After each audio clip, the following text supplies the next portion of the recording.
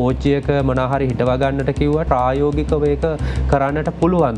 නුපුහුණු ශ්‍රමිකයන් අපි විදේශගත කරනවට වඩා පුහුණු ශ්‍රමිකයන් කොහොමද අපි විදේශගත කරන්නේ? ඒ හැම කෙනෙක්ම මැදිහත් වෙන්නට ඕන. Tamanට පුළුවන් සෑම ආකාරයකින්ම තීනේ තුලත් ආහාර අර්බුද ඇති වෙලා තියෙනවා. අපේ සමාජ වගකීම ඉටු කරන්නට ඕන. ආහාර හිගතාවය කියන එක තව අවුරුද්දකින් එන්න තියෙන එක මාස දෙක තුනකින් එන්නට පුළුවන්. අලුත් වැඩියා කරනවා නම් හරි ගෙදරකට අපි වියදම් කරනවා නම් හරි මේවා කරන්නේ අපේ තියෙන ශක්තිය අනුව.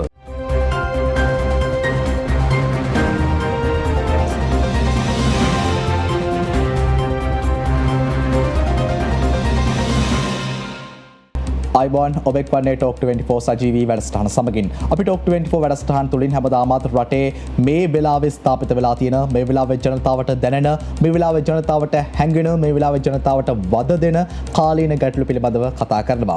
ශ්‍රී ලංකාව ගැන එදා රොබර්ට් නොක්ස් එදා හෙළදිව කෘතියේදී ලිව්වේ ශ්‍රී ලංකාව කියන්නේ දහන්නේන් ධනෙන් ස්වම්පෝෂිත වෙච්ච රාජ්‍යයක්. එදා හෙළදිව කෘතියේදී රොබර්ට් නොක්ස් ශ්‍රී ලංකාව බොහොම ඉහළින් වර්ණනා කරනවා. මේකට පෙරදිග ධාන්‍යාගාරය කියනවා. අපේ රට සස්ත්‍රීක රටක් බවට එදා විදේශික ජාතිකයන් පවා විශ්වාසය පළ කරනවා. ඒ නිසාවෙන්ම ශ්‍රී ලංකාවට එදා ඈත අතීතයේ සිටම විදේශීය ජාතිකයන්ගෙන් පවා විවිධ බලපෑම් එල්ල වෙන්නට පටන් ගත්තා. නමුත් කාලයක් තිස්සේ අපේ රටේ ආර්ථිකය මෙහෙම ඉදිරියට ගමන් කරද්දී ආර්ථිකය යම් කිසි තැනක අපිට වැරදුනාදෝ කියන ප්‍රශ්නාර්ථය අපේ හිතට නැගෙන්නේ එදා පෙරදිග ධාන්‍යාගාරය කිව්ව ශ්‍රී ලංකාව තුළ අද රටේ ජනතාව ආහාර අර්බුදයක් පිළිබඳව කතා කරන්නට පටන් අරගෙන රටේ ජනතාව පුරන් කුමරු අස්වැද්දවීමක් පිළිබඳව මේ වෙද්දි කතා කරනවා. 2023 ශ්‍රී ලංකාව තුළ ආහාර හිඟ වේවි කියලා රටේ ජනතාව බියෙන් පසු වෙනවා, සැකයෙන් පසු වෙනවා. මෙවන් කාල සීමාවක අපි හිතුවා ආහාර අර්බුදය ගැන කතා කරන්නට. ආහාර අර්බුදයක් ඇත්තටම ලංකාවේ තියෙනවද? එහෙම තියෙනවා නම් මේ ආහාර අර්බුදයට අපි ඉදිරියේදී සූදානම් විය යුත්තේ කෙසේද කියන ප්‍රශ්නය පිළිබඳව අපි අද ටෝක් 24 වැඩසටහනෙන් කතා කරන්නට හිතුවා. මේ පිළිබඳව කතා කරන්නට අපි අපේ ටෝක් 24 වැඩසටහනේ මේ විශේෂ ප්‍රධාන ආරාධිත අසුන අපි වෙන් කරේ කොළඹ විශ්වවිද්‍යාලයේ වැඩබලන අධ්‍යක්ෂ මානව සම්පත් අභිවර්ධන ආයතනයේ මහාචාර්ය සාගර චන්ද්‍රසේකර මහතාට ආයුබෝවන් ඔබතුමන්ට. ආයුබෝවන් රවිදු. බොලින් බොහොම ස්තුතියි. රටේ බලධාරීන් පවා ඉදිරි අනාගතය පිළිබඳව අනතුරු අඟවන කාල සීමාවක රටේ ජනතාව ආහාර අර්බුදයක් ගැන කතා කරන කාල සීමාවක අපේ වැඩසටහන සම්බන්ධ ඔබතුමාට බෙහෙවින් ස්තුතියි.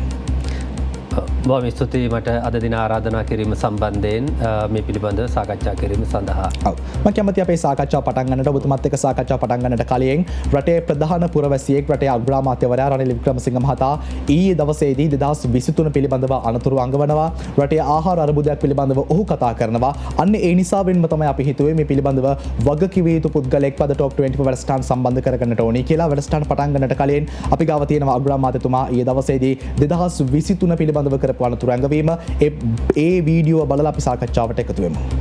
දැන් සිටම වෙහෙස විය යුත්තේ ඊළඟ මහකන්නය සාර්ථක කර ගන්නටයි. නමුත් ඒ අස්වැන්න එන්නේ 2023 පෙබ්‍රවාරි අවසානයේදී. ඒ නිසා තව මාස කීපයක් ආහාර අතින් බරපතල දුෂ්කරතාවන්ට මුහුණ දෙන්න අපට සිදු වෙනවා. දෛනික ආහාර අවශ්‍යතා යාන්තමින් හෝ සපුරාලීමට පිටරටින් ආහාර ද්‍රව්‍ය ගෙන්වා ගන්න සිදු වෙනවා. ඒ සඳහා මාසයකට වැය වෙන මුදල ඩොලර් මිලියන 150ක්. ලෝක ආහාර සංවිධානයේ මෑතකදී කළ සමීක්ෂණයකින් හෙළි වී තියෙන්නේ ශ්‍රී ලංකා පවුල් වලින් 70%ක් පමණ තම තමන්ගේ ආහාර වේල් සහ ආහාර ප්‍රමාණය කපා හැර දමා ඇති බවයි. ඒ තත්ත්වය වෙනස් කරන මේ ආහාර සුරක්ෂිත වැඩසැලැස්ම අනුව හිඟයකින් තොරව ආහාර ලබා දීමට අපි ක්‍රියා කරනවා. 3 වේලක් කන්ට පුළුවන් තත්ත්වයක් රටේ නිර්මාණය කරනවා. කුඩා ඉඩම්වල වී වගාව කරන ගොවි පවුල් අති දුෂ්කර තත්ත්වයකට පත් වී ඉන්නා බව අප දන්නවා. හෙක්ටයාර් 2කට අඩු ඉඩම් ප්‍රමාණයක් ඇති වී ගොවීන් ලබාගෙන ඇති ගොවි ණය වහාම ක්‍රියාත්මක වන පරිදි කපා දානවා. මාස 6කට ප්‍රමාණයක් අපිට රට තුල වී ප්‍රමාණයක් ලැබෙනවා. මදිපාඩුවක් වෙනවා නම් අපිට වෙන්නේ නැවත ආනයනය කිරීමක් සිදු කරනවා නම් ටොන් ලක්ෂ 6ක් පමණ තමයි අනාගතයේදී අපිට මදි වෙන්නේ ඊළඟ පෙබරවාරි මාසය වෙනකම්. මේ තමයි රටේ ඉදිරි අනාගතය පිළිබඳව මේ දවසේදී පාර්ලිමේන්තුවේදී වගකිව යුතු පුරවැසියන් කතා කරපු කතාබහ.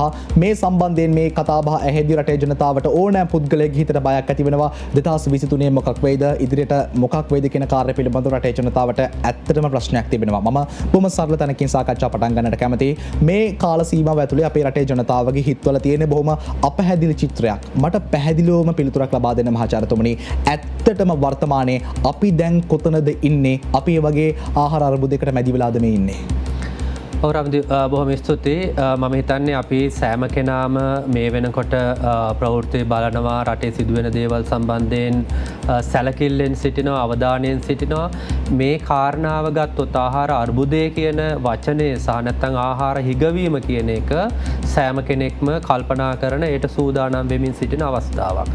මම දකින විදිහට දැන් අපේ සාමාන්‍ය ජීවිතය තුළ අපි දකින විදිහට මේ සඳහා සූදානම් වීම කියන එක රජයේ පැත්තේ යම් ක්‍රියාමාර්ග ගනිමින් සිටිනවා. හැබැයි ඒත් එක්කම මහජනතාව හැටියට නිවැරදි සහ කළ යුතු ක්‍රියාමාර්ග ගන්නවද කියන ප්‍රශ්නයක් තියෙනවා. මම මහජනතාව පැත්තෙන් චෝදනා කිරීමක් නෙවෙයි කරන්නේ. නමුත් අපි දකිනවා මුදල් තිබෙන අය තමන්ට අවශ්‍ය කරන සම්පත් ආහාර ගබඩා කර ගැනීම දිගින් දිගටම සිද්ධ වෙනවා. අපි මෙතනින් පටන් ගත්තොත් ඒ කියන්නේ අර්බුදයක් නැහැ කියලා කියන්න බෑ. අර්බුදයක් තියෙනවා. ඒක පටන් ගන්න විවිධ සාධක එක්ක ඔබ කිව්වා වගේ ධාන්‍යාගාරයක් හැටියට ලංකාව ක්‍රියාත්මක වෙනවා. හැබැයි ඒත් එක්කම විවිධ සාධක විශේෂයෙන් 77 විවෘත ආර්ථිකයත් සමග අපේ ආර්ථික ක්‍රමවේදය වෙනස් වෙනවා. එතකොට මේවා එක්ක අද වෙනකොට විශාල ප්‍රශ්න රැසකට ආහාර අර්බුදයක් විතරක් නෙවෙයි අපි ගත්තොත් එහෙම සෑම අංශයකම අර්බුදකාරී ස්වභාවයක් දකිනවා.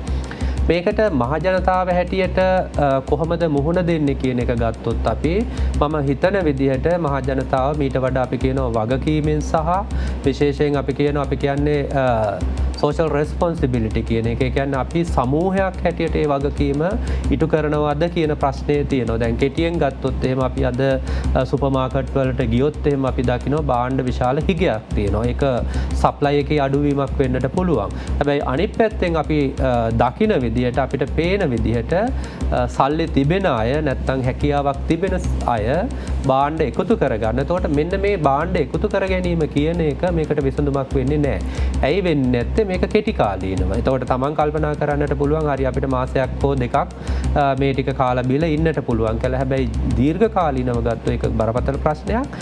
අනිත් පැත්තෙන් ගත්තොත් එහෙම රටේ බහුතරයකට මේක ප්‍රබල විදියට බලපෑම් කරනවා. එතකොට මාචාර්යතුමනි ඔය කියන කාරණා ඔක්කොම අපි එකතු කරලා ගත්තොත් මට පැහැදිලිවම සඳහන් කරන්නට පුළුවන් ද වර්තමානයේ අපේ රටේ ඔය කියන විදිහ ආහාර අර්බුදයක් ඇත්තටම තියෙනවද? ඔව් මේ වෙනකොට ආහාර අර්බුදයක් නැති වුණත් යම් ප්‍රමාණයකින් ආහාර සපයා ගැනීමේ හැකියාවක් තිබුණත් ඉදිරියේදී අනිවාර්යෙන් ආහාර අර්බුදයක් එනවා. ඉතින් ඒක නිසා තමයි සෑම කෙනෙක්ම තම තමන්ට පුළුවන් ආකාරයට මේ සඳහා සූදානම් වීමක් වෙන්නේ.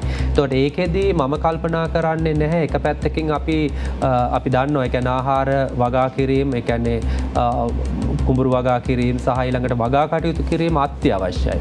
හැබැයි අනිත් පැත්තට අපේ මේ ආහාර අර්බුදයට විසඳුම් හැටියට ලබා ගන්නට පුළුවන් වෙන්නේ ආහාර වගා කිරීමෙන් පමණක්ද? භෝග වගා කිරීමෙන් පමණක්ද? දැන් මේ දක්වාත් අපි භෝග වගා කරා යම් ප්‍රමාණයකට. හැබැයි අපිට ආහාර අර්බුදයක් තිබුණේ නැහැ. මොකද අපිට ඩොලර් තිබුණා. එතකොට ඒ ඩොලර් ආවේ කොහොමද කියන එක වෙනම ප්‍රශ්නයක්. ණය අරගෙන හරි අපිට ඩොලර් තිබුණා. එතකොට එහෙමනම් අපි දීර්ඝකාලීනව වැඩ කරනකොට මම කල්පනා කරන්නේ අනිවාර්යයෙන්ම අපිට ඩොලර් ලබා ගැනීමේ හැකියාව නැත්නම් විදේශ විනිමය ගෙන්වා ගැනීමේ හැකියාවන් සම්බන්ධව ක්‍රමවේද සම්බන්ධව අපි පුළුල් විදිහට සාකච්ඡා කරන්නට ඕනේ. එතකොට දැන් උදාහරණයක් හැටියට කොළඹ ඉන්න අයට වගා කටයුතු කරන්නට කිව්වට පෝච්චියක මොනවා හරි හිටවා ගන්නට කිව්වට ඒක මම හිතන්නේ නෑ ප්‍රායෝගිකව ඒක කරන්නට පුළුවන්ද කියන එක. යම් ප්‍රමාණයකට කරන්නට පුළුවන් වෙයි. සහ මේ ඇති වෙන්නට පුළුවන් ප්‍රශ්නයට මේක විසඳුමක් වෙයිද? ඒ ප්‍රශ්නේ තියෙනවා. අනිත් පැත්තෙන් ඒ හැම කෙනෙක්ම මැදිහත් වෙන්නට ඕන තමන්ට පුළුවන් සෑම ආකාරයකින්ම. නමුත් ඉන් එහාට ගිහිල්ලා දැන් උදාහරණයක් හැටියට අපි ගත්තොත් එහෙම අපේ විදේශ විනිමය ලැබෙන මාර්ග ගණනාවක් තියෙනවා. දැන් අපි ගත්තොත් එහෙම ශ්‍රමය සැපයීම වගේ දේවල්. එතකොට මේවා අපිට විධිමත් කරන්නේ කොහොමද? ඒ කියන්නේ නුපුහුණු ශ්‍රමිකයන් අපි විදේශගත කරනවට වඩා පුහුණු ශ්‍රමිකයන් කොහොමද අපි විදේශගත කරන්නේ? නැත්නම් ඒ හරහා කොහොමද අපිට විදේශ විනිමය ගෙන්වා ඊළඟට අනිත් පැත්තෙන් ගත්තොත් භාණ්ඩ නිෂ්පාදනය දැන් අපේ රටේ කියලා දැන් අපිට ඇත්තටම රවින්දු සමහර වෙලාවට වෙන රටකට ගිහිල්ලා කියන්නට ලැජ්ජයි අපේ ප්‍රධාන ආහාර මොනවද කියලා. පරිප්පු කියලා කියන්නේ අපේ ප්‍රධාන ආහාරයක් බාටපත් වෙලා. හැබැයි අපි වෙන රටක් මත තමයි යැපෙන්නේ.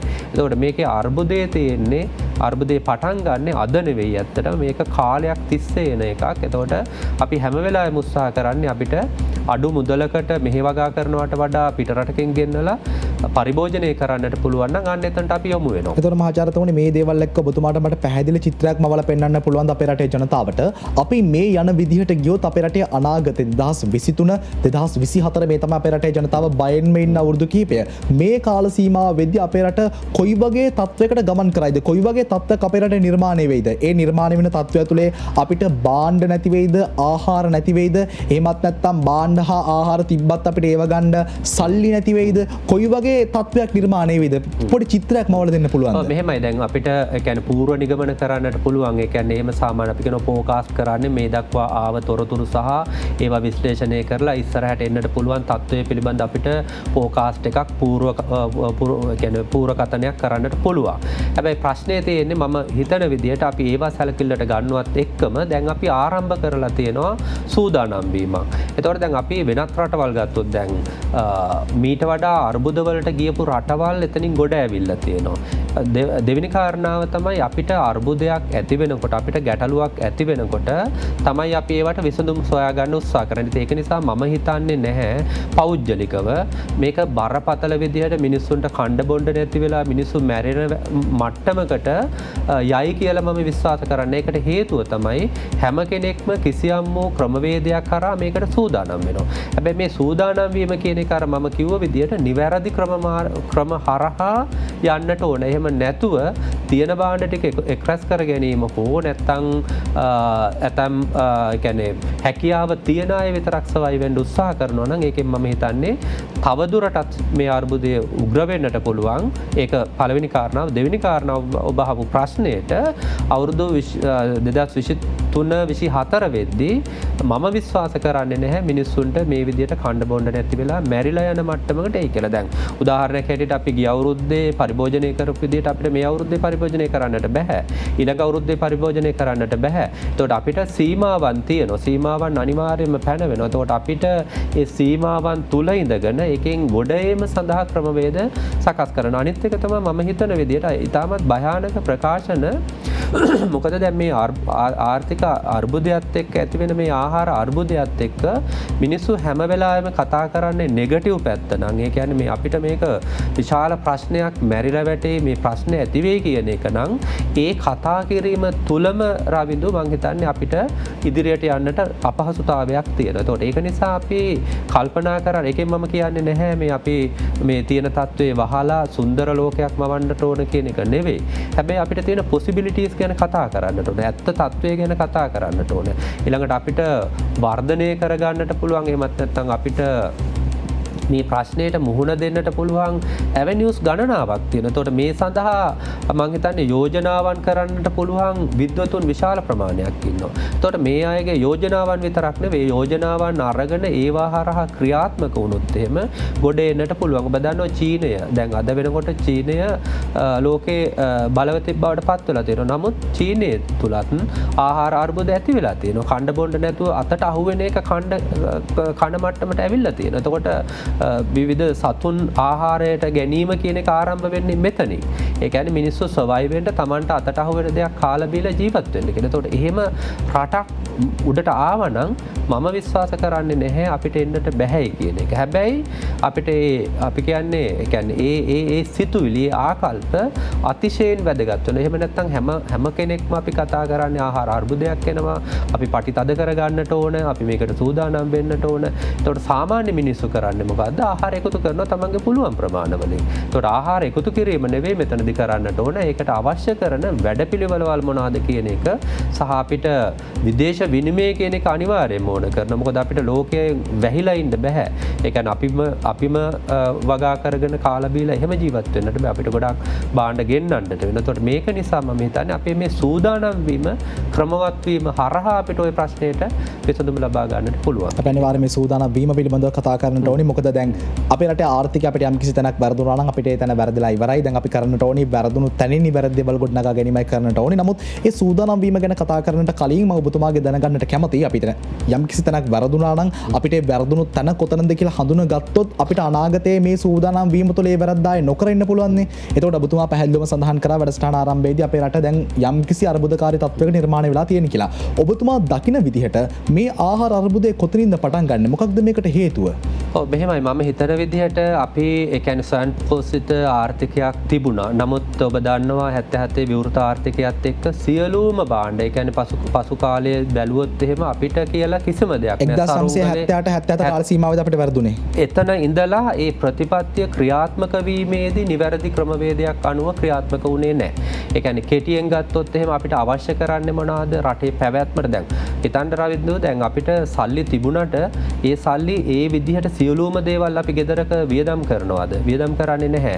එතකොට අපිට තියෙන ප්‍රමාණයෙන් අපි පරිභෝජනය කරනවාද? ඒ කියන්නේ අපිට දැන් අපිට අතේ ලක්ෂ 5ක් තියෙනවා කියලා ඒ ලක්ෂ 5 ඇතුළත අපි වියදම් කරන්නේ නැහැ. අපි එහෙනම් බලන ඊළඟ මාසයට අපිට ඒ ගාන අනිවාර්යයෙන්ම ලැබෙනවා. ඒතකොට රටක් හැටියට එහෙම දෙයක් සිද්ධ වුණේ නැහැ. රටක් හැටියට මොකද්ද සිද්ධ වුණේ? අපි සුරංගනා ලෝකයක ණය අරගෙන ජීවත් වෙමින් අපි පරිභෝජනය කරා. නමුත් මහාචාර්යතුමා උතර තියෙන ප්‍රශ්නේ තමයි 1977 78 කාල සීමාව තුළදී විවෘත ආර්ථිකයත් එක්ක අපේ රටේ ආර්ථිකය අපිට වැරදුනා නම් දැන් 1978 කියලා අපි සඳහන් කරමු. 78 ඉඳන් 2015 16 17 වෙනකම් අපේ රටේ මිනිස්සු කිසි ප්‍රශ්නයක් නැතුව දේවල් කාලා බීලා හිටියානේ. ඒක තමයි මම කියන්නේ. දැන් ඒක මේක එකතු වෙලා එකයි මම කියන්නේ. දැන් එකතු වෙලා ඇවිල්ලා මේ අවසානයේට පිර වෙච්ච අවස්ථාව.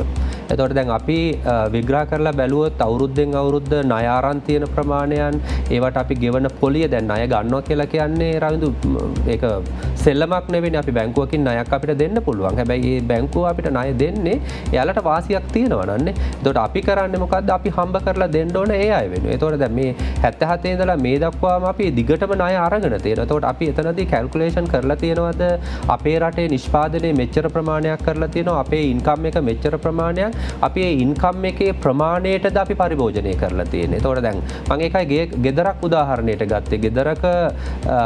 ගෙදරක එන ඉන්කම් එකට අනුව අපි පරිභෝජන රටාව සකස් කරගත්තේ නැත්නම් අපි ණය අරගෙන අර කියන්නේ ගිතෙල් ණයට හරි ගිතෙල් අරගෙන කාලා සුඛෝභෝගී ජීවිතයක් ගත කරොත් ඒකේ අවසානයක් තියෙනවා. ඒක හැමදාම කරන්න බෑ. දැන් රවිදුට අද කවුරු හරි ණය දෙයි, හෙට ණය දෙයි, ඒ ණය අරගෙන තව තැනකට අපි කියනවා ඒක සෙටල් කරාවි. හැබැයි අපි දන්නවා අපි දකිනවා ගම්වලත් එහෙමයි ඉන්නෝනේ. එතකොට මොකද්ද සිද්ධ වෙන්නේ? එක අවස්ථාවකදී කිසිම කෙනෙක් ණය දෙන්නේ නැති මට්ටමට යනවා. සහ ඒ විතරක් නෙවෙයි තමන් බෙල්ලටම හිර වෙනවා. මොකද අර ගත්ත ණය ටික අපි අනිවාර්යයෙන්ම ගෙවන්නට. එතකොට මෙන්න මේ පොලිසි එකත් එක්ක තමයි අපිට වැරදිලා තියෙන්නේ. මොකද දේශපාලඥයන් හැම වෙලාවෙම බලන්නේ දැන් හිතන්න රස්සාවල් ලබා දීම කියන එක ඇත්තටම අවශ්‍යතාවය සඳහාද රස්සාවල් ලබා දෙන්නේ නැත්නම් දේශපාලනික අවශ්‍යතාවයන් සඳහා. ඒකම දැන් මහාචාර්යතුමා උතර තියෙන ප්‍රශ්නේ තමයි දැන් 1978 79 ඔය කාල සීමාව ගත්තත් ඔය කාල සීමාව තුළ ආර්ථිකය විවෘත කරන්නේ ශ්‍රී ලංකාව පමණක් නෙමෙයි. ආර්ථිකය විවෘත කරපු රටවල් ලෝකේ ඕන තරම් තියෙනවා සහ ආර්ථිකය විවෘත කිරීම තුළින් ඔවුන් ආර්ථිකමය වශයෙන් ජයග්‍රහණ බව අත්පත් කරගෙන තිබෙනවා. විශිෂ්ට ආර්ථික ප්‍රතිපත්ති ක්‍රියාත්මක කරලා තියෙනවා. එතකොට මෙතන වැරද්ද තියෙන්නේ ආර්ථිකය විවෘත කිරීමේදී උන වැරද්දක්ද තියෙන්නේ නැත්නම් ඒ සංකල්පයේ වැරද්දක්ද තියෙන්නේ නැත්නම් අපි ඒක කරපු විදිහේ වැරද්දක්ද තියෙන්නේ? මම ඒකයි කිව්වේ. ඒ කියන්නේ ඒක පරිපාලනය කරපු ආකාරයේ තියෙන ප්‍රශ්නේ. ඒ කියන්නේ ඒක ආර්ථිකය විවෘත කිරීම සම්බන්ධයෙන් ප්‍රශ්නයක් නෙමෙයි. නෑ. මොකද දැන් මේකයි මම කිව්වේ. දැන් අපිට අද වෙනකොට අපිට ලෝකයට නිරාවරණය වෙන්නේ නැතුව ඉන්න බැහැනේ. වහගෙන ඉන්නට බෑ. ඒ කියන්නේ එදා ගත්ත ප්‍රතිපත්ති උනත් එහෙමම තමයි. ඒ කියන්නේ අපි විවෘත වෙන්න ඕනේ. හැබැයි මම ඒක තමයි ගත්ත උදාහරණේ. ඒ විවෘත වීමත් එක්ක අපි කොහොමද ඒක මැනේජ් කරේ? අපි දැන් මම ඒකයි කිව්වේ දැන් අපිට ඕනම භාණ්ඩයක් ගෙන්නන්නට පුළුවන් මට්ටමට යනවා නම්. එතකොට දැන් අපේ තියෙන මුදල් ප්‍රමාණයට නැත්නම් අපි හම්බ කරන විදේශ සංචිත ප්‍රමාණයට විතරක් අපි වියදම් කරන්නේ නැතුව මහා පරිමාණ දේවල් වලට යනවා නම් ණය අරගෙන. එතකොට ඒ කියන්නේ මොකද්ද? මැනේජ්මන්ට් එකේ තිබුණු ප්‍රශ්නයක්. ඔබතුමා කියන අපි ණය ගත්තා වැඩිද එහෙමත් නැත්නම් අපි අපනයනය කරා මදිද? අනිවාර්යයෙන්ම. ඒ කියන්නේ අපනයනය වැඩිපුර කරා නම් අනිවාර්යයෙන්ම අපිට විදේශ විනිමය හම්බ වෙනවානේ. එතකොට අපි මොකද්ද කරේ? අපේ නිෂ්පාදනයේ පැත්තෙන් අපේ කර්මාන්තශාලා සම්බන්ධයෙන් මත අපේ සර්විස් සෙක්ටර් එක මේවා ඩෙවලොප් වෙනවා වෙනුවට ඒක යම් ප්‍රමාණයකට ඩෙවලොප් වුණා. නමුත් අවශ්‍ය ප්‍රමාණයට ආවේ නැහැ. ඒ සඳහා මොකද්ද කරේ? ඒ හිඩස පිරවීම සඳහා දිගින් දිගටම ණය ගත්තා. එතකොට මම කියන්නේ නැහැ ණය අරගන්නේ නැතුව අපිට මේක මොකද්ද රන් කරන්න දුවන්න පුළුවන් කියන එක. එහෙම එකක් නෙවෙයි මම කියන්නේ.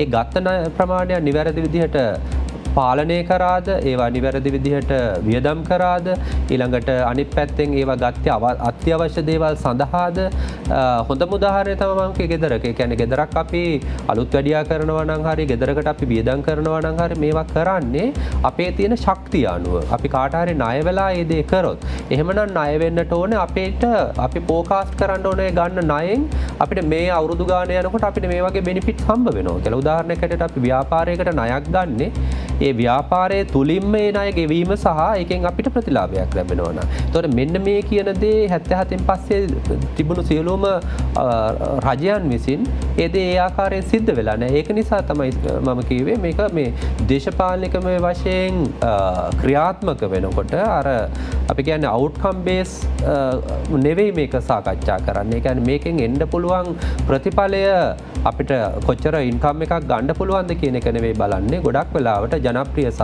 ඊළඟට කෙටියෙන්ම ගත්තොත් එහෙම ඡන්දේ බලාගෙන කරනු ලබන වියදම් එක්ක අපිට අවසානයේදී මේ වගේ තැනකට අපි හිර වෙනවා. අපි කතා කරන්නට ඕනි ආර්ථික අර්බුදයක් තියෙනවා ආහාර අර්බුදයක් තියෙනවා මේ අර්බුදයෙන් එතර වෙන්නට දැන් අපි මොනවද කරන්න ඕනි කියන කාරණා පිළිබඳව කතා කරමු මේ විරාමයෙන් අනතුරුව. ඔබ නැවතත් ටොක් 24 සජීවී වැඩසටහන සමගින් අපි කතා කරමින් ඉන්නේ ඉදිරියේදී එන ආහාර අර්බුදයට අපි කොහොමද මුහුණ දෙන්නට ඕනි කියන කාරණා පිළිබඳව අපි කතා කරමින් ඉන්නේ. මහාචාර්යතුමනි දැන් කොහොම හරි විවෘත ආර්ථිකය නිසා හෝ වේවා වැරදි ප්‍රතිපත්ති නිසා හෝ වේවා බලධාරීන්ගේ අදූරදර්ශී ක්‍රියාකලාපය නිසා හෝ වේවා රටේ ජනතාවගේ නොසැලකිලිමත්කම නිසා හෝ වේවා අපිට යම් කිසි තැනක් වැරදුනා. ආහාර අර්බුදයක් පේන මානයක තිබෙනවා 2023 2024 මේ ආහාර අර්බුදයට අතවනමින් ඉන්නේ. මට පැහැදිලිව පිළිතුරක් දැනගන්නට පුළුවන්ද මේ අපි කතා කරන්නේ නැද 2022 අවුරුද්දේ ජුනි මාසයේ 8 වෙනිදා ඉඳන් තවමත් අපිට බලාපොරොත්තුවක් තියාගන්නට පුළුවන් අපි පරක්කු නැද්ද මේ අර්බුද වලින් එතර වෙන්න අපිට මොනාම හරි දෙයක් දැන් උනත් කරන්න පුළුවන්ද? අනිවාර්යයෙන්ම රවිදු දැන් අපි කතා කරනවා ලිඳට වැඩිච්ච මිනිස්සයා ලින් කටෙන්ම ගොඩ එන්න ඕන කියලා. ඒකට අපි එන්න බෑ කියන්නේ එහෙමත් නැත්නම් අසුබවාදී විදිහට කල්පනා කරමින් ගත කරොත් එහෙම අපිට ඇත්තටම එතනින් උඩට එන්න බෑ.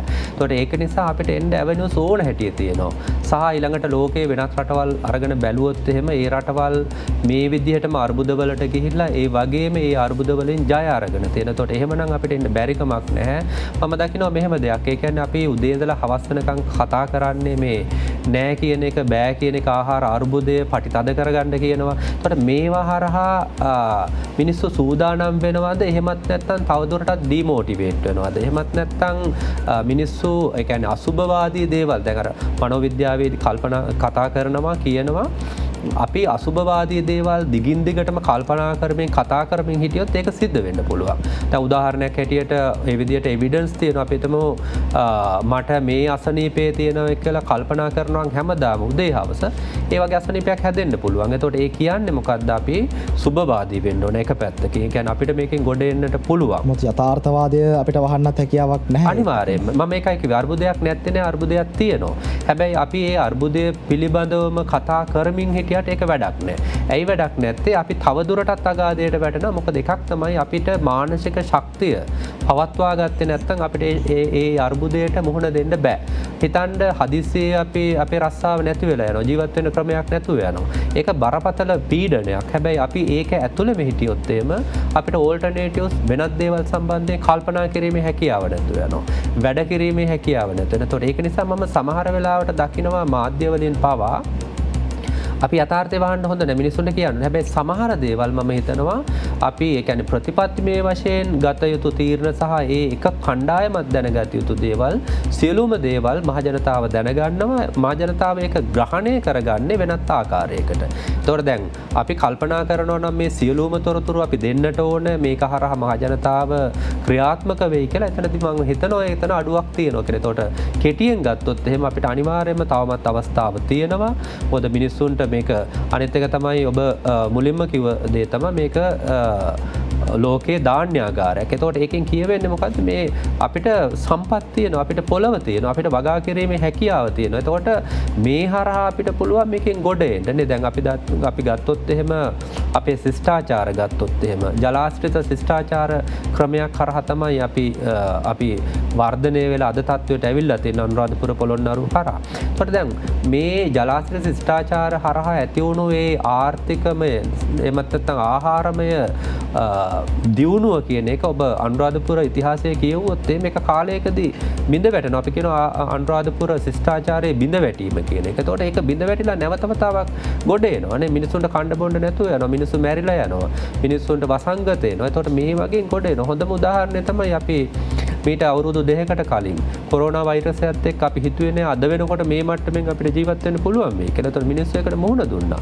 මිනිස්සු මුහුණ දීලා ඒක යම් ප්‍රමාණයකට ජයග්‍රහණය කරා. එතකොට එහෙමනම් මම විශ්වාස කරනවා අනිවාර්යයෙන්ම නිවැරදි ක්‍රමවේදයක් කරහා නිවැරදි තොරතුරු ලබා දීම හරහා නිවැරදි තොරතුරු කියන එක මතක තියාගන්න මම අර කිව්ව විදිහට සියලුම දෙනාට සියලුම දේවල් පිළිබඳ ප්‍රකාශ කිරීම සහ ඊළඟට අර්බුදයක් තියෙනවා කියන එක උදේ ඉඳලා හවස වෙනකන් කතා කිරීම කියන එක නෙවෙයි.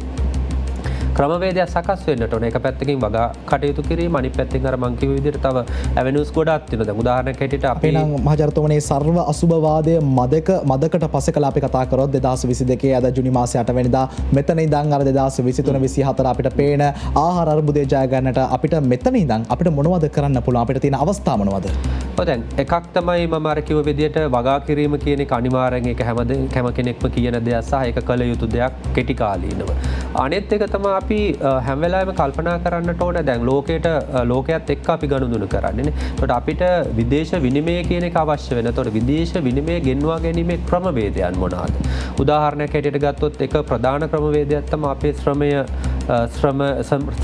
ශ්‍රමිකයන් සැපයීම කියන එක. ඒතකොට දැන් මේකෙදිත් අපිට ගොඩාක් වෙලාවට කරන්නට පුළුවන් පුහුණු ශ්‍රමිකයන් කියන එක. දැන් උදාහරණයක් හැටියට ගත්තොත් එහෙම වෙනත් රටවල් වල ඔවුන්ගේ භාෂා ඥානය සහ ඊළඟට ඒ විෂය දැනුම මේවා තියෙනවා නම් රැකිය අවස්ථාවන් තියෙනවා. ඒතකොට දැන් අපිට කරන්නට පුළුවන් එක පැත්තකින් දැන් උදාහරණයක් හැටියට මානව සම්පත් අභිවර්ධන ආයතනයේ කොළඹ විශ්වවිද්‍යාලයේ අපි පටන් අරන් තියෙනවා ජපන් භාෂාව ඉගෙනීම. ඊළඟට කොරියන් භාෂාව ඉගෙනීම. එතකොට කාට හරි කියන්නට පුළුවන් කොරියන් භාෂාව ජපන් භාෂාව ඉගෙනගෙන රස්සාවල් හොයා ගන්නට පුළුවන්ද? එහෙමත් නැත්නම් සියලුම දෙනා විදේශගත විය යුතුද කියන එක. ඒක නෙමෙයි මම කියන්නේ. භාෂාව දැනගෙන විෂය දැනගෙන වෙනත් රටක රැකියාවක් කරනවා නම් ඔවුන්ට විශාල ඉල්ලුමක් තියෙනවා. ඔවුන්ට රැකියාවන් තියෙනවා. එතකොට ඒක එක ඇවෙනියු එකක්. මේ වගේ ඇවෙනියුස් ගණනාවක් තියෙනවා. ඒ කියන්නේ අපිට ඒවා මම එකයි කිව්වේ දැන් ඒවා මුලින් අයිඩෙන්ටිෆයි කරගෙන හඳුනාගෙන අපේ අධ්‍යාපනය කියන එක උදාහරණයක් හැටියට ලංකාවේ අධ්‍යාපනය සම්බන්ධයෙන් විශේෂ ඉල්ලුමක් තියෙනවා. විශේෂ පිළිගැනීමක් තියෙනවා. නමුත් මම හිතන්නේ නැහැ තවමත් අපි මේක ව්‍යාපාරයක් හැටියට ඒක කියන එක ඒ කියන්නේ අධ්‍යාපනය කියන එක අනිත් රටවල් වල ශිෂ්‍යයන් ගෙන්වා ගැනීම සඳහා අපිට වැඩපිළිවෙලක් තියෙනවද? ඒ වගේ වැඩපිළිවෙලක් ඇයි අපිට හදන්න බැරි? මොකද දැන් උදාහරණයකට UK ගත්තොත් ඕස්ට්‍රේලියා ගත්තොත් මේ අයගේ ප්‍රධාන ආදායම් මාර්ගයක් මේ අධ්‍යාපනය කියන එක. ඒතකොට අපේ රටේ මේ වගේ පිළිගත් හොඳ අධ්‍යාපන ක්‍රමයක් තිබියදීත් අපි සීමාවන් පනවගෙන අපි කතා කරනවා කියන්නේ අපේ ක්වොලිටි එක අපි අනිවාර්යෙන් පවත්වාගෙන යන්නට ඕන. හැබැයි ඒත් එක්කම අපි අනිවාර්යෙන් විදේශීය ශිෂ්‍යයන් ගෙන්වා ගැනීම සඳහා තියෙන අවස්ථාවන් පිළිබඳ අපි සාකච්ඡා කරන්නට ඕන. ඒවාට තියෙන ක්‍රමවේද සම්බන්ධයෙන් සකස් කරන්නට ඕන. අඩුම තරමේ කියන්නේ අපේ ආසන්න රටවල් වල ශිෂ්‍යයන් අපිට ගෙන්වා ගැනීමේ හැකියාව තියෙනවා. මේ වගේ ක්ෂේත්‍ර ගණනාවක් තියෙනවා. ඒ කියන්නේ අපිට විදේශ විනිමය ලබා ගැනීම, ව්‍යාපෘති පටන් ගන්නට පුළුවන්, පර්යේෂණ පටන් ගන්නට පුළුවන්. ඒතකොට මේවා හරහා අපිට පුළුවන් සූදානම් වෙන්න අර ඔබ කියන 23 24 ආහාර අර්බුදේ ආහාර අර්බුදයක් විතරක් නෙවෙයි ආර්ථික වශයෙන් සිද්ධ වුණු අර්බුදයක්. ඒතකොට මේ අර්බුදයට විසඳුම් සෙවීම කියන එක අංශයකින් විතරක් අපිට විසඳීම කරන්නට බැහැ කියන එක තමයි මගේ අදහස. ඒ කියන්නේ ආහාර වගා කිරීම කියන එක අත්‍යවශ්‍යයි. භෝග වගා කිරීම. හැබැයි ඒක තුලින් විතරක් අපිට මේකෙන් ගොඩ එන්නට අමාරුයි කියන එක තමයි මගේ විශ්වාසය. ඒතර මාචාරතුමනි ඔබතුමා කියන දීර්ඝ කාලීන ප්‍රතිපත්තිත් එක්ක මම එකග වෙනවා. කොහොමද අපිට මේ දේවල් ක්‍රියාත්මක කරන්නට ඕනි ඉදිරියට යන අර්බුද ටික ජය ගන්නට නම්. නමුත් අපිට වර්තමානයේදී අපේ ආහාර සම්බන්ධයෙන් බත සම්බන්ධයෙන් දැවැන්ත ගැටලුවක් තිබෙනවා. වගා කරන සහල් ප්‍රමාණය රටේ ඉන්න ජනතාවට කන්න දෙන්න මදි තත්ත්වයකට අද ශ්‍රී ලංකාව පත් වෙලා තියෙනවා. එතකොට මෙහිම කාල සීමාවක් ඇතුලේ අපේ මේ වර්තමානයේ ක්‍රියාත්මක වෙන මේ සංස්කෘතිය වෙනස් වෙන්නට ඕනේ නැද්ද? ඒ කියන්නේ අපි හාල් ආහාරයට බත් ආහාරයට ගන්න ප්‍රමාණය අපිට අඩු කරන්න වෙයිද? අපිට තව අතිරික්ත භෝගයකට අත යොමු වෙන්නට වෙයිද? මේ විදිහට මේ අපි කාලාන්තරයක් තිස්සේ දුවගෙන ආපු මේ ප්ලෑන් එක අපිට වෙනස් කරගන්න වෙයිද? මෙමයි රවිදු මම හිතන්නේ ඒවා අපි වෙනස් කරනවට වඩා ඔටෝමැටිකලි වෙනස් වෙනවා. ඒක තමයි සාමාන්‍ය දැන් සමාජ වෙනසක් සිද්ධ වෙන්නේ අපි හිතලා නෙවෙයිනේ කියලා නෙවෙයි. ඒක ඔටෝමැටිකලි මේ අවස්ථාවෙත් ඒ වෙනස්කම් සිද්ධ වෙනවා. ඒතකොට ඒ වගේ අපිට වී නැති වෙනකොට සහල් නැති වෙනකොට වෙන වෙන විකල්ප වලට ඒකයි මම කිව්වේ චීනේ ගත්තොත් එහෙම අතට අපි දකින අපේ රටේ ජනතාව හාල් නැති නිසා තවමත් රසායනික පොහොර එනකන් අර නැවක් එනකන් අපේ රටේ ජනතාව වෙරළට ගිහලා බලාගෙන ඉන්නවා. ගොවිය උදැල්ල තියාගෙන කුඹරට ගිහලා ආ රසායනික පොහොර නැහැ හින්දා මට වගා කරන්න බෑ කියලා උදැල්ල පොළවේ ගහලා කෑ ගහනවා. අපේ රටේ ජනතාව තාමත් රසායනික පොහොර ටික එනකන් බලාපොරොත්තු වෙනවා. නැව් වෙනකන් බලාපොරොත්තු වෙනවා. එහෙම ඉන්න නැතුව විකල්පමය දේවල් මොන හරි හොයාගෙන අපි මේ වෙලාවේ අර්බුදේ කළමනාකරණය කරගන්න ඕනේ නැද්ද? නෑ ඒක තමයි මම කිව්වේ. දැන් අපි ඒක සීමාවකට අපි එහෙම කෑ ගහයි ලැබෙනවද නැද්ද කියන එක බලාපොරොත්තු වෙයි. හැබැයි එහෙම නැති වුනහම ඊළඟ විකල්ප වලට යනවා. දැන් උදාහරණයක් හැටියට ඔබ හිතන්න පොඩි ළමයෙක් ගත්තොත් එහෙම ඔහු අයිස්ක්‍රීම් එකක් ඉල්ලලා අඬනකොට දුන්නේ නැත්තම් මොකද්ද සිද්ධ වෙන්නේ? ඔහු ඊළඟ ඔහුගේ බිහේවියර් එක වෙනස් කරගන්න ඕනේ. හැසිරීම වෙනස් කරගන්න. එතකොට දැන් මම විශ්වාස කරන විදිහට ඒකයි මම කිව්වේ මේ අපිට සුබවාදීව කල්පනා කරන්නට ඕන කියන එක මිනිස්සුන්ට කියන්නේ කෘෂි රසායනික ද්‍රව්‍ය වල ප්‍රශ්නයක් තිබුණා තමයි නැත්තේ නෑ. නමුත් අනිත් පැත්තට මිනිස්සු ඒවාට විකල්ප හැටියට යම් යම් ක්‍රමවේදයන් වර්තමාන වෙනකොට සොයමින් සිටිනවා. සහ ඒක නිසා යම් වැටීමක් සිද්ධ වෙන්නට පුළුවන්. හැබැයි යම් කිසි කාලයකදී නැවත වතාවක් උඩට මතුවෙන්නට සංවර්ධනය සඳහා ගමන් කිරීමේ හැකියාව තියෙනවා. මොකද මම ඒකයි කිව්වේ මිනිස්සෙක් පුජ්‍යලයක් ගත්තත් ඔහු කිසියම් වූ බිඳ වැටීමකට ලක් වුණාට පස්සේ ඒකෙන් ගොඩ එන්න උත්සාහ කරනවා. එතකොට ඒ උත්සාහය පළවෙනි වතාව වරදී දෙවෙනි වතාව වරදී තුන්වෙනි වතාව වරදී හැබැයි දිගින් දිගටම ගත්තොත් එහෙම ඔහු කෙසේ හෝ එකෙන් මතුවෙනවානේ. එතකොට අපිට ප්‍රශ්නයක් නැති තාක්කල් අපි ස්මූත්ලි ගමන් කරාවේ. හැබැයි ප්‍රශ්නයක් ආව ගමන් අපි ඒවට විසඳුම් හොයනවා. ඒක නිසා මම විශ්වාස කරන විදිහට නුදුරු අනාගතයේදීම විකල්ප ක්‍රම වලට අනිවාර්යයෙන් මිනිස්සු පෙළඹෙවි. වගා නොකරපු අය වගා කරන්නට උත්සාහ කරයි. ඊළඟට වෙනත් විකල්ප ක්‍රියාමාර්ග විදේශ විනිමයන් සඳහා මිනිස්සු යොමු වේවි. දැන් උදාහරණයකට දෙකයි මම කියේ. දැන් අපි ගත්තොත් එහෙනම් මානව සම්පත් අභිවර්ධන ආයතනයේ අපි දැන් කල්පනා කරනවා කොහොමද අපේ අධ්‍යාපනය හරහා අපි විදේශ විනිමය ලබා ගන්න කියලා. ඒතකොට මේ දක්වා අපි කල්පනා කරේ නැහැ. මොකද අපිට ප්‍රශ්නයක් තිබ්බේ නැහැ. ඊළඟට දැන් රවිදු අපි ගත්තොත් එහෙනම් මාර්ගගත ක්‍රමයට ඉගැන්වීම කියන එක අපි පටන් ගත්තේ කොරෝනා වලින් පස්සේ.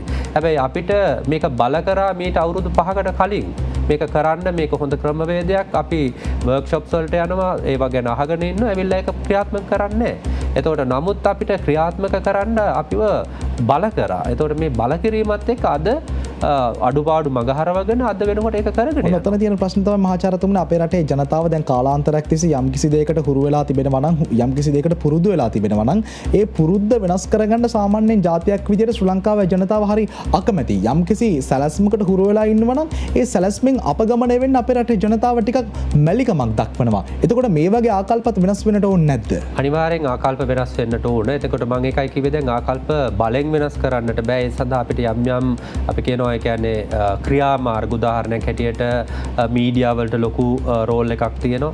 ඒ වගේ ක්‍රමවේද හදා යම් ආකාරයකට වෙනස් කිරීමක් කරන්නට පුළුවන්. ඒක එක දෙක තමයි ඔටෝමැටිකලි ඒවා වෙනස් වෙනවා. මොකද ආකල්ප කියන ඒවා මිනිස්සුන්ට බලෙන් ඇති කරලා මේක මේ විදියට වෙන්න කියලා කියනවට වඩා ඒකයි මම ගත්ත උදාහරණේ අපිට ගැටලුවක් ඇති වුණාම අපි ඒකෙන් මිදෙන්න උත්සාහ කරනවා. මහාචාර්යතුමනි ඔය කියන විදියට අපි ආකල්ප ටික වෙනස් වෙන්න ඔටෝමැටිකලි මේ ටික වෙනස් වෙනකන් ආකල්ප ටිකත් ඔටෝමැටිකලි වෙනස් වෙනකන් බලාගෙන ඉන්නවා. විකල්ප බල ශක්තිය ටික විකල්ප ක්‍රම ටික ඔටෝමැටිකලි හොයනකම් බලාගෙන ඉන්නවා. අපි එහෙම හැමදේම බලාගෙන ඉද්දි මේ අර්බුද තත්ත්වයේ තවදුරටත් වැඩි වෙන එකක් නැද්ද? නෑ ඒක තමයි මම කිව්වේ. කියන්නේ මීඩියා වලට ලොකු කාර්යභාරයක් තියෙනවා කියන එකෙන් මම අදහස් කරේ ඒකයි. අනිවාර්යෙන් අපිට ඒ ආකල්ප වෙනස් කිරීම සඳහා යම් ක්‍රියාමාර්ග ගන්නට වේවි. එතකොට ඒ හරහා අපිට යමක් කරන්නට පුළුවන්. ඒත් එක්කම ඒ කියන්නේ ඒක වෙනස් වෙනකම් බලන් ඉන්නවා කියන එකක් නෙවෙයි මම අදහස් කරන්නේ. ඒක වෙනස් වෙන්න තියෙන ඉඩකඩ වැඩි.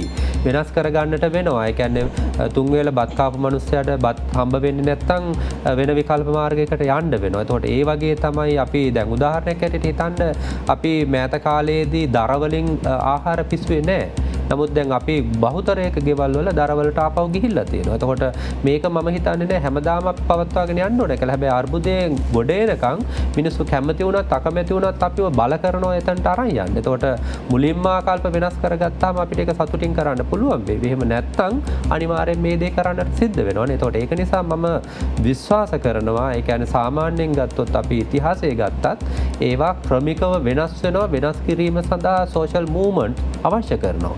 නැත්තේ නෑ. දැන් අද ගත්තොත් එහෙම අපි Facebook කරා විශාල කාර්යභාරයන් සිද්ධ කරනවා. හැබැයි මේ සිද්ධ කිරීම තුලත් මතක තියාගන්නට ඕනේ ඒවා නිවැරදි ආකාරයෙන් සිද්ධ වෙනවද කියන එක. මොකද දැන් ඕනම දෙයක් අපි ඒක නිවැරදි විදිහට පාවිච්චි නොකරොත් එහෙම ඒකේ සිද්ධ වෙන්නට පුළුවන් හානිය බරපතලයි. දැන් උදාහරණයක් ඇටියට සමහර නිවුස් ගත්තොත් සමහර ප්‍රචාරණය වෙන දේවල් ගත්තොත් එහෙම සමහර වෙලාවට කිසිම ඒ කියන්නේ ඒකේ මොකක්ද කියන්නේ අපි ඒ කියන්නේ සත්‍යතාවයක් නැති දේවල් ව්‍යාප්ත වෙනවා. එතකොට මේක හරහා මොකද්ද වෙන්නේ? තවත් අර්බුද නිර්මාණය වෙනවා.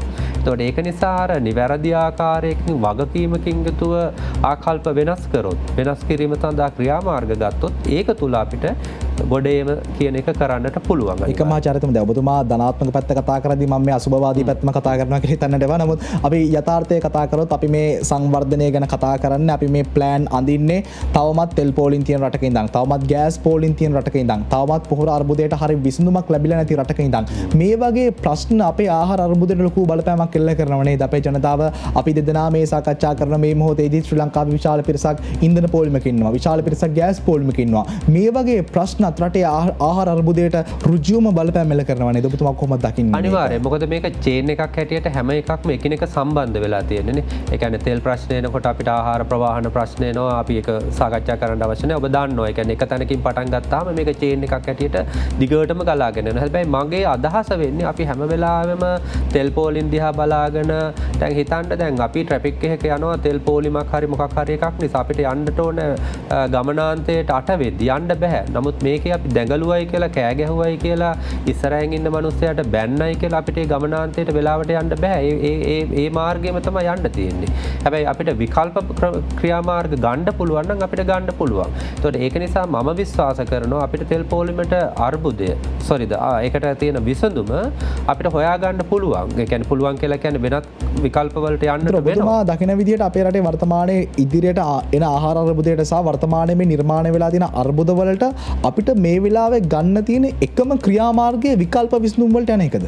එහෙමද? නෑ මෙහෙමයි. දැන් අපි ඒකයි මං කිව්වේ දැන් අපි ඉස්සල්ලා අපි ලිස්ට් එකක් හදා ගන්නට ඕන අපි මොනවද කරන්නට ඕන ක්‍රියාමාර්ග කියන එක.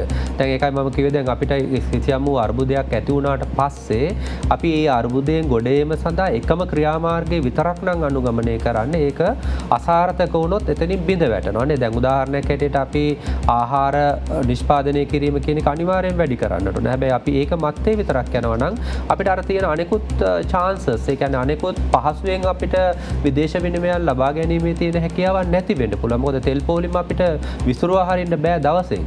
මොකද අපිට ඩොලර් ප්‍රශ්නයක් තියෙනවා. ඊළඟට අපිට ඉන්කම් එන එක ගැටලුවක් තියෙනවා. ඒකට අපිට හැම පැත්තකින් මේක කරන්න පුළුවන්. දැන් උදාහරණයක් ඇටියට අපි වාහන ගෙන්වීමේදී මොන විදිහටද වාහන පසුගිය කාලේ ගෙන්නලා තියෙන්නේ? ඒ වගේ වටිනාකම කොහොමද?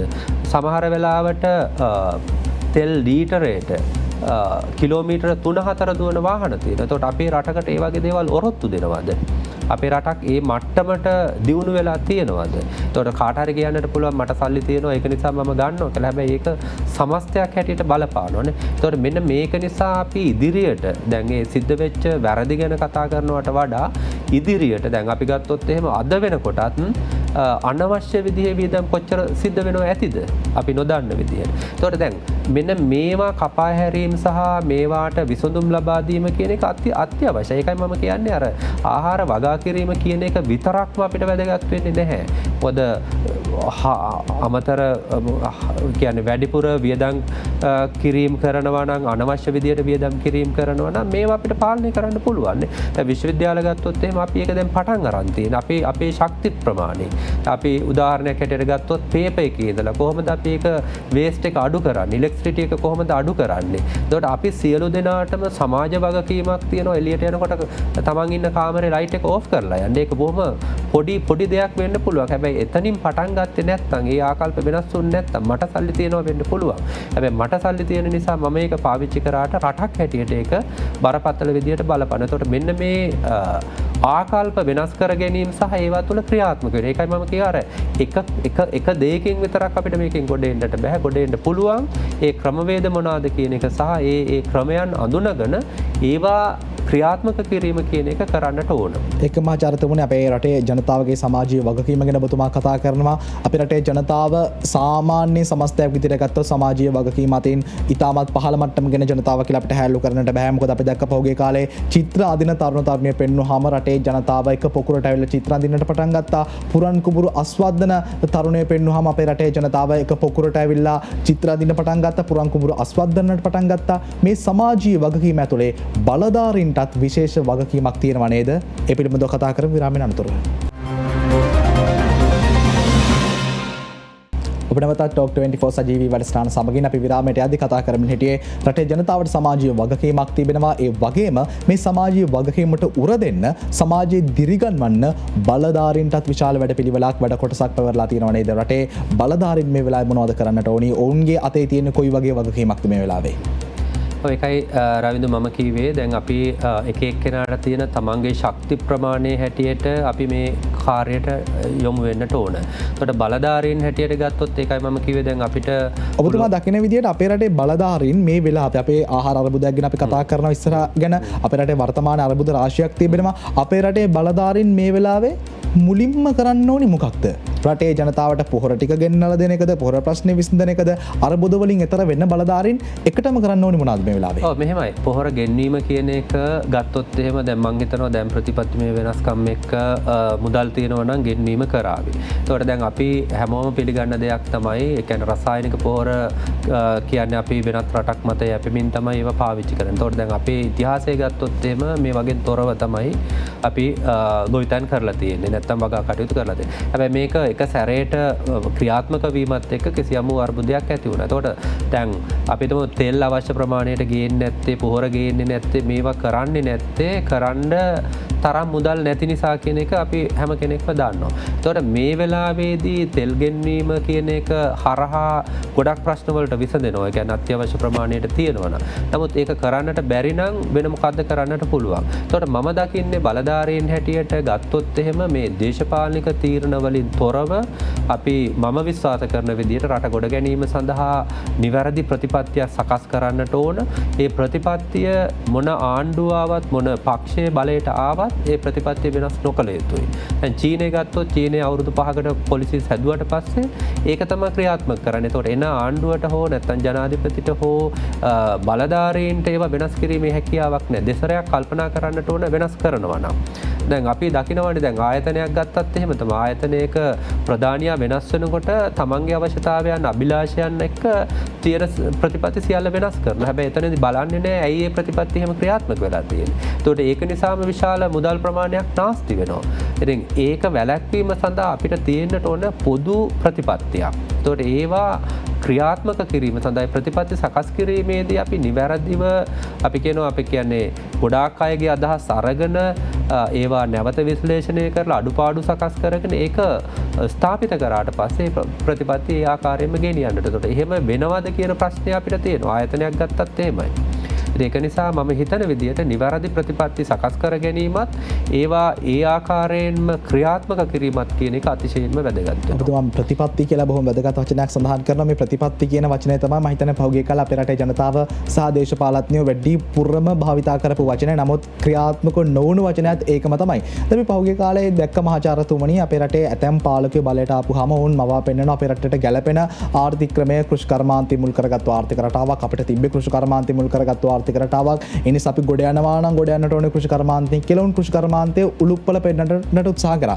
ඊට පස්සේ ඒ ආණ්ඩුව බලයෙන් පහ වෙලා තවත් ආණ්ඩුවක් ආවට පස්සේ ඒ ආණ්ඩුව උත්සාහ දරනවා නෑ කෘෂිකර්මාන්තයට මේ අපේ රටට ගැලපෙන්නේ. අපි විදේශීය වෙළඳපොළත් එක්ක ගනුදෙනු කරන්නට ඕනේ. අපි සංචාරකයෝ අපේ රටට අරගෙන එන්නට ඕනේ. සංචාරක කර්මාන්තය තමයි අපේ රටට ගැලපෙන ආර්ථික රටාව කියලා තවත් ආණ්ඩුවක් කටයුතු කරනවා.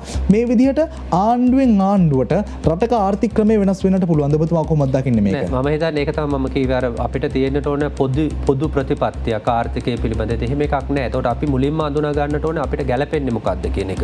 කෘෂිකර්මාන්තයේ දීර්ඝකාලීනව ඇවිල්ලා තියෙනවා. කාට හරි කියන්නත් පුළුවන් වගා කටයුතු වලින් විතරක් අපිට ගොඩ එන්න බෑ කියලා. හැබැයි මම විශ්වාස කරන විදිහට අපිට මික්ස්ඩ් ක්‍රමවේදයක් තියෙනවා. ඇයි අපි ගත්තොත් එහෙම කෘෂි කර්මාන්තය දියුණු කරන ගමන් ඊළඟට සංචාරක කර්මාන්තය දියුණු කරන ගමන් අපේ අපනයන වැඩි කරන ගමන් ඇයි අපිට ඒ විදිහට ඒ කියන්නේ අපිට ඒ අංශ අපිට හඳුනගෙන ඒවා සංවර්ධනය කිරීම සඳහා ප්‍රතිපත්තියක් ගන්නට බැරි. මොකද දැන් අපි ගත්තොත් එහෙම අපි දකිනවා ඒ කියන්නේ පුද්ගලික අවශ්‍යතාවයන් නැත්තම් ඒ පුද්ගලයා අනුව රටක ප්‍රතිපත්ති වෙනස් වෙන්න විදියක් නැහැ. හේතුව තමයි ඒ රටට ගැලපෙන ක්‍රමවේදයක් තියෙනවා. දැන් අපි ගත්තොත් අපි මොනවාද නිෂ්පාදනය කරන භාණ්ඩ පිටරට යවන්නේ මොනවාද?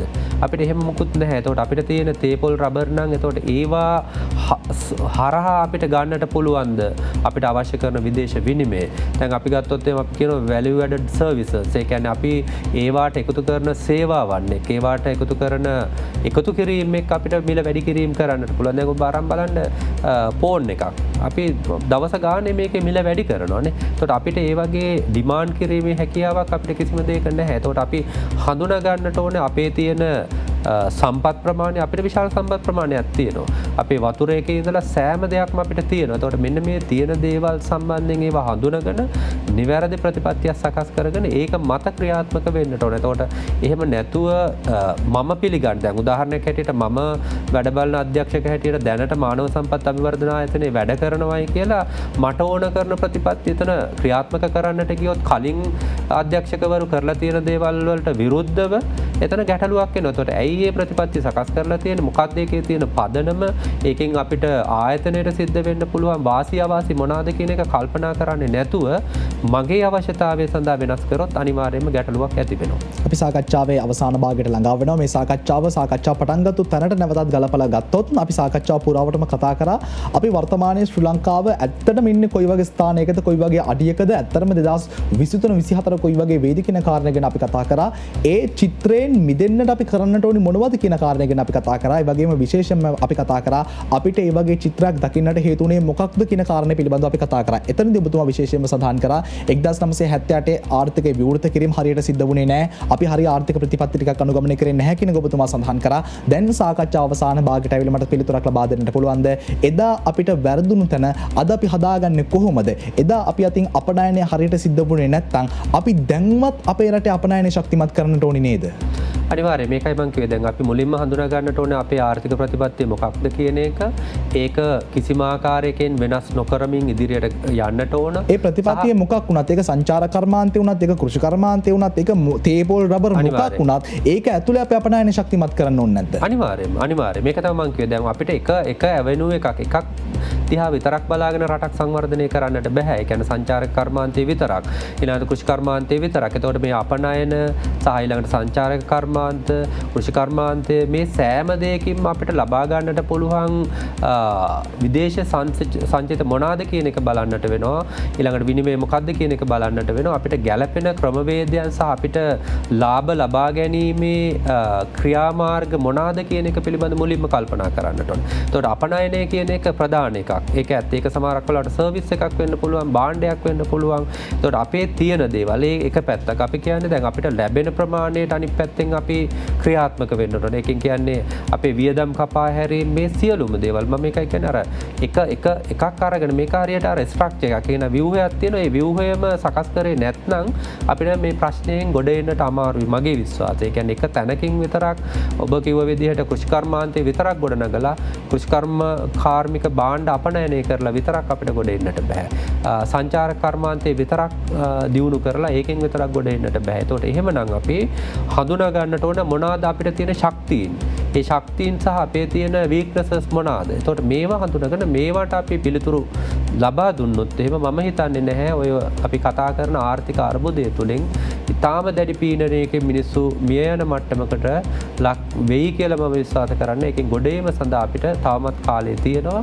අපිට ඒ සඳහා ක්‍රියාත්මක වෙන්නට පුළුවන් කියන විශ්වාසය තමයි මම හිතන්නේ. ඒතර ඔබතුමා දකින්නේ මේ වර්තමානයේ මේ ක්‍රියාත්මක වන කාල සීමාව ඇතුලේ මේ අර්බුද රාශියක් පෙනපෙනී තියෙද්දී ඔබතුමා විශ්වාස කරනවද අපේ රටේ ආනයනය සම්පූර්ණයම නවත්තලා අපි අපනයනය කරන්න ඕනි කියන තැනට ඔබතුමා ලඝු කරනවද සාකච්ඡාව? ආනයන අපි සම්පූර්ණයෙන්ම නවත්තන්නට ඕනිද කොහොමද? නෑ මම එහෙම කියන්නේ නෑ. මොකද ඒක බෑ. ඒකයි මම කිව්වේ. මම මුලින්ම පටන් ගත්තෙත් අපිට තනි රටක් හැටියට එහෙනම් අපි ආනයනය කරනවා නේද? අපිට තියෙන ප්‍රශ්නේ ඕකනේ. අපි ආනයනය කිරීමකුත් සිද්ධ කරන්න ඕන නම් අපි ආනයනය කරන්න ගත්තාම අපි ඉදි කට්ටේ ඉඳාම පරිප්පු වැටේ ඉඳාම අපි හැමදේම ආනයනය කරන්න පටන් ගන්නවා. අපි මොනවද ආනයනය කරන්න ඕනි මොනවද ආනයනය කරන්න ඕනේ නැත්තේ? ඒක තමයි. දැන් ඒක බොහොම ඒ කියන්නේ දීර්ඝ සාකච්ඡාවකින් තීරණය කළ යුතු දෙයක්. ඒතකොට අපිට අත්‍යවශ්‍ය භාණ්ඩ තියෙනවා. ආනයනය කළ යුතු. දැන් උදාහරණයක් හැටියට බෙහෙත්. මේ වගේ දේවල් අනිවාර්යෙන් අපිට ගෙන්නන්න වෙනවා. ඒතකොට ඒක නිසා තමයි අපිට විදේශීය විනිමය අවශ්‍ය කරන්නේ නේ. ඒතකොට ඒක නිසා ආනයනය සම්පූර්ණ නවත්තන්න කියනවා නම් කොහෙන්ද අපිට තෙල් හම්බ වෙන්නේ?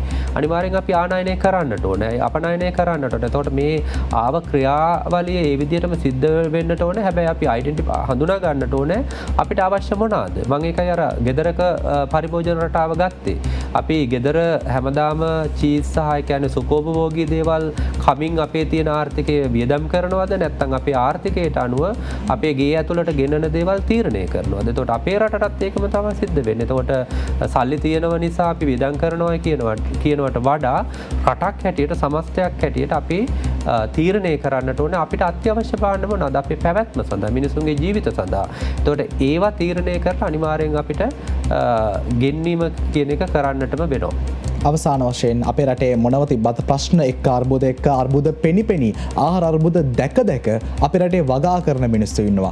ආහාර අර්බුද පෙනිපෙනි ඒවා එනවායි කියලා රටේ බලධාරීන් කියද්දී අනුතුරු අඟවද්දී ඒ හැමදේමත් එක්ක තවමත් දිරියෙන් බිම් කොටන ජනතාව වෙරළට ගිහිල්ලා නැව් වෙනකම් බලාගනින් නැතුව තමන්ගේ ගෙවත්ත වගා කරන ජනතාවක් අපිත් එක්ක ඉන්නවා. අවසාන වශයෙන් මොකක්ද මේ ජනතාවට ඔබතුමාට කියන්න තියෙන්නේ? ඔව් ප්‍රධාන වශයෙන් මම කියන්නේ එකක් තමයි සුබවාදී වෙන්නට ඕන. ඒකෙන් මම කියන්නේ නෑ ප්‍රශ්නේ අපි ජීවත් වෙන්නට ඕන කියන එක. හැබැයි හැම කෙනෙක්ම අපේ සමාජ වගකීම ඉටු කරන්නට ඕන. ඒ කියන්නේ තිබෙන පුජ්‍යලයා සහ නැති පුජ්‍යලයා. දැන් උදාහරණයකට මම මේක කිව්වා අපි භාණ්ඩ රැස් කිරීම කියන එක නම් ඔබ කල්පනා කරන්න මේ ආහාර අර්බුදයට එතනදිම අපිට වරදිනවා ඇත්තටම කිව්වොත්. ඒ කියන්නේ මේ හරහා සිද්ධ වෙන්නේ මොකද්ද? ආහාර අර්බුදය ඉක්මන් වෙනවා. ඒ කියන්නේ ආහාර හිගතාවය කියන එක තව අවුරුද්දකින් එන්න තියෙන එක මාස 2-3කින් එන්නට පුළුවන්. මොකද මිනිස්සු ආහාර ගබඩා කර ගැනීම කියන එක සිද්ධ වුණොත් එතකොට අපි අපේ සමාජ වගකීම තමයි අනිකුත් සියලු දෙනාටම සාධාරණ විදිහට මේ ආහාර තිබෙන ප්‍රමාණය පරිභෝජනය කර ගැනීම. අපි දන්නවනේ ගෙදරක ආහාර වේලක් තියෙන ටිකයි නම් අපි ඒක බෙදා ගන්න ඕනේ. එහෙම නැති වුණොත් මොකද්ද සිද්ධ වෙන්නේ? එක කොටසකට නැති වෙන. එතකොට ඒ නිසා මම ඉල්ලා සිටින්නේ අනිවාර්යෙන් මේ ගැටලුවක් තියෙනවා. ඒ ගැටලුව සඳහා සෑම කෙනෙක්ම සූදානම් වෙන්නට ඕන. ඒකෙදී එක පැත්තකින් පරිභෝජනය අඩු කරනවා විතරක් නෙවෙයි අනිත් පැත්තෙන් වියදම් කපා හැරීම කියන එක කරන්නට වෙනවා. ඒක ඉහළ ඉඳලා පහළටම දැන් අද ගත්තොත් එහෙම අපි මොනතරම් තවමත් අනවශ්‍ය වියදම් සිද්ධ වෙනවද කියන එක අපි වෙනම හොයලා බලන්නට. වාහන කීයක් අද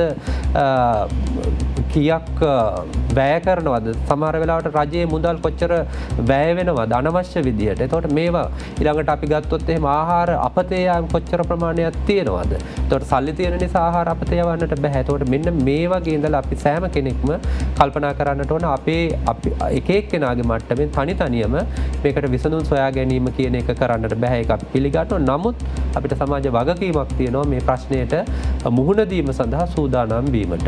බොහොම ස්තුතියි ඔබතුමන්ට. බොහොම ස්තුතියි.